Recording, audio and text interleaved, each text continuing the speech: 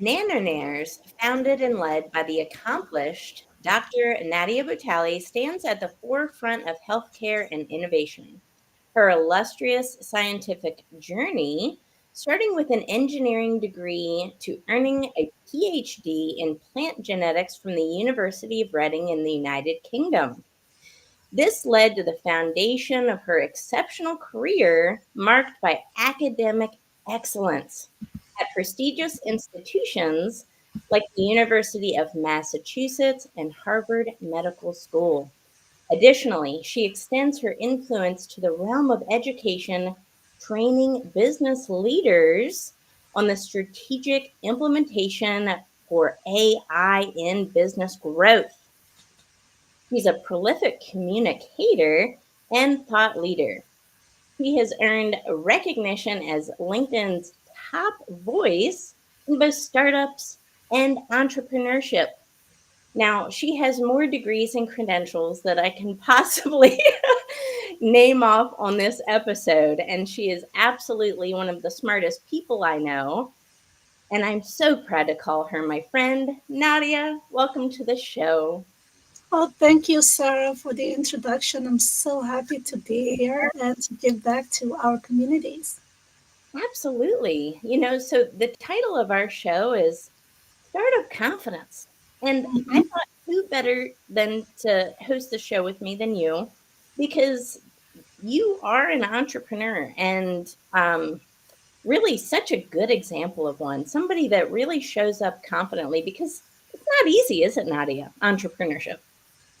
It's not easy. I thought I am ready after having 15 plus years experience in academia and managing large projects, many grants funded by the government, and an executive MBA in healthcare, being tech innovation and entrepreneurship certified. I thought I'm ready for this. Nobody tells you what the theoretical versus what's in the real life is very different. You have, the backbone, the foundation, but you learn through doing things. You learn everything takes longer, and it's about, having that clarity of your Mm, big why, having, the persistence and the confidence that you can do it is key, because you're going to face a lot of no's, you're going to face a lot of lows. And having that internal confidence that I know this is hard, and I know I have the skill set and the mindset to learn and to evolve from there. yes, absolutely. It was a real wake up for me, for sure. But there's a lot of people out there, and I get this from aspiring entrepreneurs all the time. They feel like it's going to be so hard. And for me, it goes back to your why, like what you were just talking about, and to choose your hard. Yeah. Because even if we're working for somebody else in a corporate environment, for example, Mhm. it's hard in a different kind of way, right? If Yeah, you start absolutely. a business, it's hard in a different kind of way. It's not about it being hard, it's about it being purposeful to you and your why, right? Exactly, exactly. And knowing, regret and fear Mhm. weighs more than that heart that you choose. Yeah. So I always think about what would my 80-year-old self think if I look back and I didn't take that chance and I didn't give it my all. There is no losing, as Nelson Mandela says it. You either win or you learn. And that shift in mindset, even if you are facing roadblocks, even if you're failing, Yeah. you're going to learn from it. And the people who succeed are not the ones that never failed. Actually, they failed the most and learned the most, and they kept going. One thing that is a lot underestimated, besides having that confidence and faith in your capability to overcome and to continue going despite the obstacle, is key. The other one is consistency Yes. and falling in love with the process. So have clarity on that goal of yours and fall in love with the process, because we all do. Maybe 80% of what we do in business is not the glamorous things that we see on social media. It's the day-to-day processes, the not so, you know, fun stuff. But it's part of the journey and you do it with love and you fall in love with it actually. Yes, it's about that, really embracing that process, and that it's okay not to know everything. I Yep, think exactly. that's another big holdup with entrepreneurs is, they may be an expert in that one particular thing, but it's also having the humility as well to learn Hmm. that you don't know everything and to lean on others when it's an area of weakness for you. I love that, Nadia. It's so powerful and so pertinent. And one of the first questions I usually ask entrepreneurs that I work with, you know, they they're hung up on all of these questions. Who's my target audience? How much do I post? What do I post about? Marketing, all of these things. Yeah. But it's really about what problem do you want to solve for somebody else, you know, and then what makes you feel purposeful. And if you can figure out those two questions, Yeah. you're 80% there. And those are not the simplest questions, but they're relatively simple. So it's just about figuring out what those goals are, like you said, and getting clarity on that, Hmm. um, so that you do have an understanding. And ultimately, that leads to a lot less wasted activity and Absolutely. more confidence building, don't you think? When you have that clarity. I think a lot of entrepreneurs. I looked into a report by CB Insights, and Mm, they looked at what are the main reasons for failure of startups. One of the top ones is lack of market fit. Means people develop something that people don't care about. It doesn't solve a real problem. And there are data that shows that companies that involve their customers early on, they engage them and they keep them in the loop in the process of development, they outperform the S&P 500 by 200% over a period of mm, 10 years. So start with the problem. Don't yeah, try to get a solution and go find the problem to solve. Start with the problem, spend more time understanding the problem you're trying to solve. Put yourself in the shoes of your target audience. Walk in their shoes. See what they experience, what they think, what they feel, what they do. And when you are connected to those three levels, and then you can use what's called customer discovery, you can sense what kind of language they are using, what tone, what emotion is tied to that, and then use that in your messaging, in your branding, in your sales and marketing. You're going to see results. So the key is go into it with the intention to solve a problem that is a growing problem that people are willing to pay for. yes. It doesn't have to be too overly complicated. I think we put a lot more complication into Mhm. it than we need to. And a lot of times there's an alignment problem with the actual target audience and understanding that target audience. So, for example, a founder, somebody who's starting a business, Yep.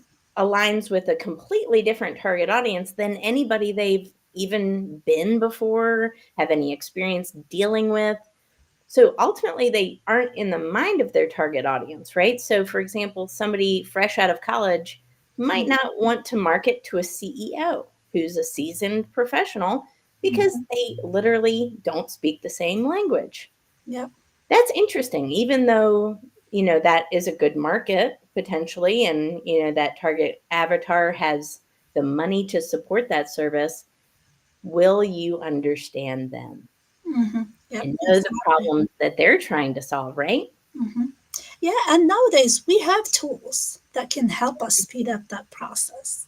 Like generative AI is amazing in that it can help you, understand your target avatar, personalize almost everything. But the key, it doesn't replace humans. You still need to get out of the building, as Steve Blanks states. He's a professor of entrepreneurship at the Stanford University. You get out of the building, you talk to people, whether it's through Zoom, whether it's through a phone call. Nowadays, you can even do it in person. Yep. Not long ago, we couldn't do that. But get out of the building. Nothing replaces the human interaction. Yes. You Yeah. can sense, 80% of our communication is in our body language. It's not in our, what we say. There is also tonality. There is also other cues that you can get. Are they excited whenever, you talk about the potential solution? Is it painful for them? Do they have, alternative solutions that they can go to, which necessarily means they will not buy from you? Are they ready? Where are they in that journey? Think of it as a journey. As I mentioned, for entrepreneurship, fall in love with the processes and the journey, keeping in mind your North Star. The same thing for your target audience. I think we are overcomplicating it. Yes. Think of them as being on a journey. My favorite go-to framework for storytelling, which is really powerful in connecting with people in general, not just for business, is, and let me break it to the audience here. Sorry, you are not the hero of the story. The sooner you learn that, the better off you are in business. The Wow. hero is your target audience. It's not you. It's not your awesome product. It's not your awesome tech. It's their pain point. The hero is them. They're experiencing a problem. You position yourself through talking to them, to many of your target audience, so that they know you are the guide who can help them solve that problem.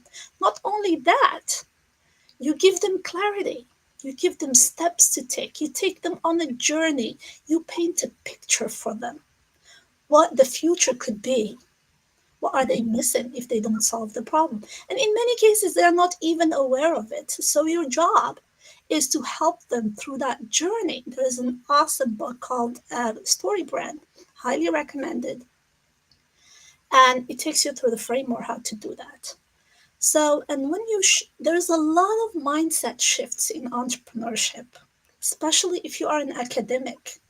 Mm. Mindset is different. We care about impact, about reproducibility, high quality, and so on.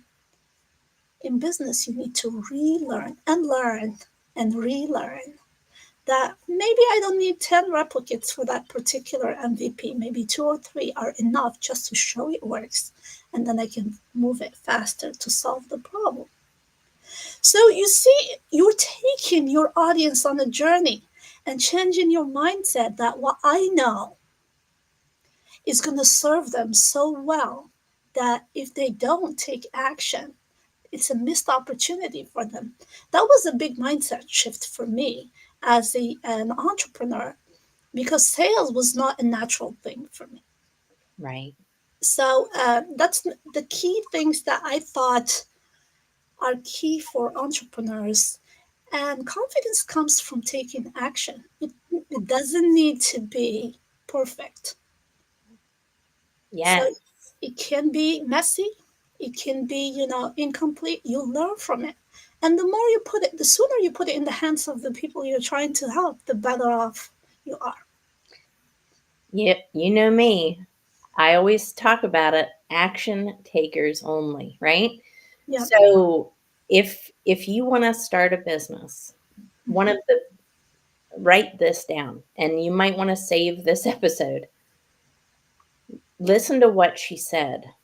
What did she say? She said, we have to reframe it. We're not the hero of the story, our audience is. We are the guide that gets our audience to become the hero. And maybe it's something that they didn't even envision yet for themselves. Mm-hmm. It's our job to show them the way and to light that path and guide them. So make the copywriting about the audience benefit, that target audience benefit, Mm-hmm. and sell from a level of service and Yeah. solving. It's not necessarily about selling, it's about serving and solving. And that's, Exactly. that mindset is very helpful to me as well because Mm-hmm. I realize that if I'm not serving and solving enough, I do have a sales problem. And you know what? It may lead to a potential client making an incorrect buying decision by going to somebody else who may not care about their goals or dreams as much as I do potentially. Exactly. Very Exactly. important, right? And you have to have a certain level of confidence, though, Nadia, in order to do that, don't you think? Oh, I was so scared when I get like to the sales part of any of my, offers. And I'm pretty sure a lot of the audience perhaps have experienced that. And my tone of voice, my body language, I was tense up a little bit, and my voice would be a little shaky because it wasn't in my comfort zone. Then I thought of that. It's about putting the reps. It's about taking action. If they don't buy it, it's okay. And I'm getting more experience from that. I'm learning and evolving. It got to the point that I know that what I'm giving is gold. If they don't take it, it's on them, not me. That's Well, how confident if I am in what I'm offering to solve their problem. yes, and that didn't happen overnight, I presume. Now it takes reps. And just to give you an example, now I may look very comfortable on camera and so on. It took me about 2 hours when I started to record a 5 minute video. Yeah. Now I can go on a live without a problem and on a short notice. Think of it as a journey. The key is to start and have the confidence that I'm going to put in the reps, I'm going to put in the work. I will see return on my investment being time and effort over time. It's not, a quick win, become a millionaire in 30 days. So when you have that clarity that the action that you're taking is in the right direction, that you have a system in place, because motivation can get you started, but systems and consistency will keep you going. Yes, I love that. Systems and consistency. And I did a poll about this recently. Mhm. And the poll was it was simple. Is success a manifestation of self-belief? And I'm really curious to see the final results, but so far, most of the votes have come yes. Yes, it is a manifestation of self-belief. Mhm. And the only way we can continue to increase the level of self-belief we have is by continuing to put in the reps. It is. I have seen absolutely brilliant people Yeah. hold themselves back and get in their own way when I see so much potential, but they're afraid to hit that first button and just go because they get trapped in this cycle of self-doubt and limiting beliefs. Mhm. And they look at others and compare themselves to others and think how much farther along others are Yeah. compared to where they are. That's irrelevant information. Don't let it seep into your Yeah. brains. You Mhm. have to start where you are, but you have to get started.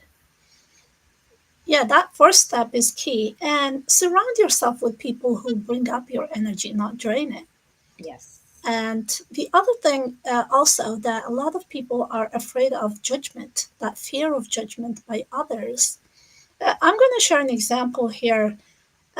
So I had a public speaking coach, and I worked with her for a few months, and I do lives all like weekly on LinkedIn. And we have weekly coaching sessions. And she mentioned, Nadia, your lives are a little, your energy level is not at the same level as, when we are doing our group coaching.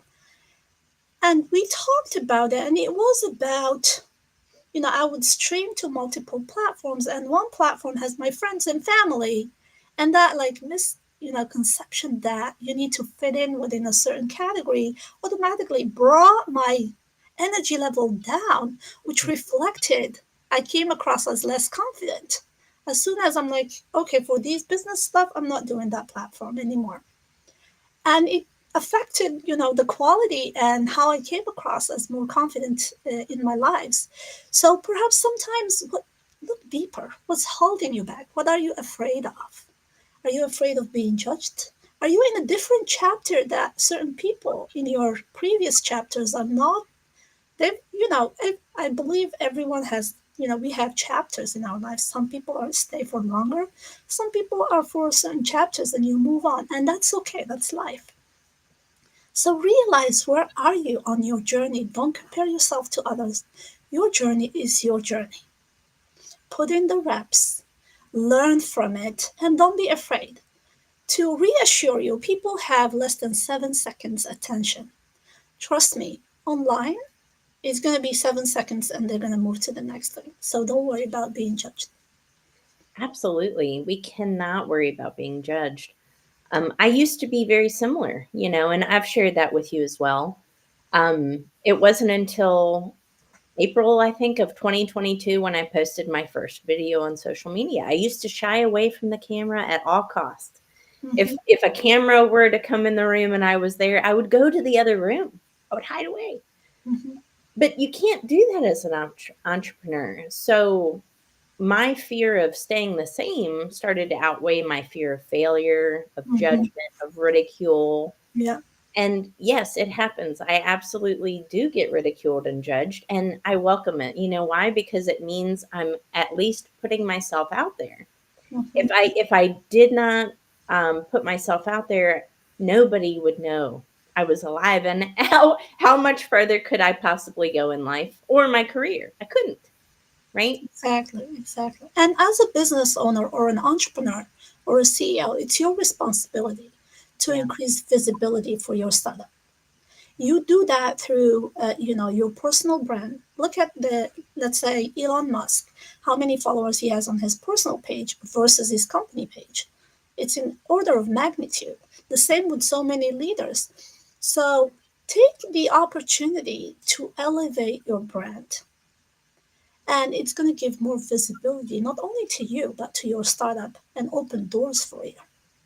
absolutely. And for me, I look at website traffic as well. Um, Last month, I think I had a 30% increase in my personal website traffic.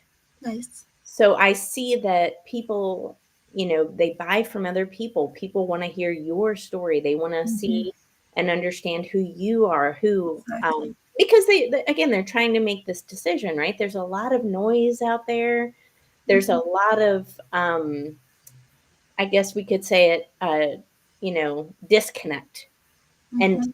people aren't sure of the right choices for their business. But that's why I take the opportunity to always interview. I say I interview the best people in the world on the show, and I Hmm. really do. I want to cut through the noise and Yeah. interview the people that are solving the big real problems, and you're one of them. Well, But thank you. absolutely, you've come up with all of these just exciting things to help entrepreneurs, and your work in the AI space is just incredible. You're one of the world's foremost leaders on this topic. How did you get to this place where you decided this is the avenue I'm going to go, and how did you identify it as an opportunity? So one of my favorite subjects in when I did my executive MBA was called Advanced Business Analytics. How do you see trends and predictions in business? And I thought it was fascinating. How can you use algorithms to predict future trends for business and be in the forefront? One example that spanned from our research at the University of Pittsburgh doing whole genome screens, meaning you screen the whole genome for epigenetic screen, which is non-genetic modifications, and how they affect the gene expression from accessible sample in the nose, scrape in the nose. And we were able to get 30 markers that can predict which kid will have asthma in the future with 90% accuracy. And not only that, I was in Puerto Rican children. 28 out of those 30 markers replicated, meaning they worked as well in other populations, including African Americans and white population with close to 90% accuracy. The potential for such thing is that imagine I have a kid with asthma. If they are flagged in the coming 6 months, you may need an emergency visit. And it happened to my kid. Yeah. Within 24 hours, he was in the ICU with a severe asthma. If he was flagged, I would have, added, hey, see your PCP more frequently, your primary care physician, or even a specialist before you go to the most expensive unit in a hospital, not to mention the distress that you have Yeah. as a caregiver for your kid being in the ICU. So I thought there is huge potential for using these advanced models not only to improve processes and to make informed decisions based on AI. And I did a poll a while back. What are the areas that you use, AI for? Most of it was in the generative AI, content creation, some of it for customer service. The lowest one, which was below 10%, was predictive analytics. Yet, that's the area that can bring you the most value in your business. Imagine, Tara, you have your data from the past year. We are in December. A lot of people are looking at evaluating their business and strategizing for next year. And you were targeting multiple, segments, and you see that this type of content converted better with this particular niche. There is the 80-20 rule in business, the Pareto example. You identify what are the 20% activities that bring you the most return or move the needle the most in your business. And those predictive models are primed for that. You can analyze and then say, oh, this type of activity didn't convert as well. This is the niche that I need to serve. That you can go back and analyze the sentiment even, so you can tailor your messaging to that particular segment and increase your revenue, increase your satisfaction of your customers, and what's called the LTV, the lifetime value for each customer. As a business owner, you have three things. You can, raise awareness. That's the part that a lot of entrepreneurs and startups they missed, because it's going to cost them more in advertising down the line. The second is traffic. You need to drive traffic to whatever you are, whether it's a website, a product, or a service. The third is the conversion and retention. So it takes a lot to get people into your word and how awesome you are and how you can solve their problem. Once they're there, it costs a lot. In business, they call what's the cost of customer acquisition if Mhm. you're raising money. They ask you, how much does it cost you to get a customer? Because it costs so much. You have an incentive to retain those customers. And that's by personalizing your communication using, tech, improving their satisfaction. And when you do, they will use the word of mouth to shout from the top of the roofs how awesome you are, and this will reduce your cost of advertising and marketing and so on. Absolutely, because you have happy customers that are willing to advertise and sell for you, which Exactly. which yours are, because they're so happy and Mhm. having so much success. And you know what? You're kind enough to give our listeners a freebie. Yes, yes. For the listeners out there, I created stuff that would have helped me like a year ago.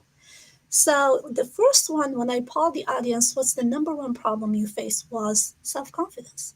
So I created a guide about how to overcome imposter phenomenon. I refuse to call it a syndrome. And the second one is an ultimate cheat sheet for business, Chat GPT for business. It has my master prompt that I use for myself. It saves me 3 hours a day, and different areas of business that are critical for your business that you can use. Not only that, I will give you options on what scenarios you can use them for. Oh, that is so amazing. So I will make sure to put that Mhm. in all of the links that this video will be posted. And one more thing, if you can comment either in the chat or in my DM confidence, so I know you came from Tara's show, and I will send you the PDFs. No sign up needed. And if you're interested in AI for business, you can check my newsletter on my LinkedIn profile. Yes, I am a happy subscriber of your newsletter and advocate for it. Well, Everyone thank you. should definitely Sure. subscribe to Dr. Nadia's newsletter. But I love this, so much gold, so much advice for really anybody, but especially someone who is thinking about starting a business or relatively new startup founder, that, sometimes the things that can hold us back are ourselves. So we don't want that, right? Dreams should be realized. And if it's your dream to start a business and the thing that's holding you back is your level of self-doubt, read her imposter syndrome booklet that she will send to us, because Also, read Tara's Grasp Your Confidence book. It's on, yeah, gratitude. Her grasp method is awesome. And oh, you feel inspired to make change. yes, it is so key, isn't it? It's Hmm. For me, it does start with gratitude. But I love that. Thank you so much for coming to the show today, Hmm. Nadia, and for being just an amazing friend as well. If you're not connected up with Dr. Nadia, please connect up with her on LinkedIn. She's very active on all social media platforms. But do yourself a favor and subscribe to her newsletter, because it could literally be the catalyst that takes your business from fledgling to flourishing. So thank you so much for coming on the show today, my friend.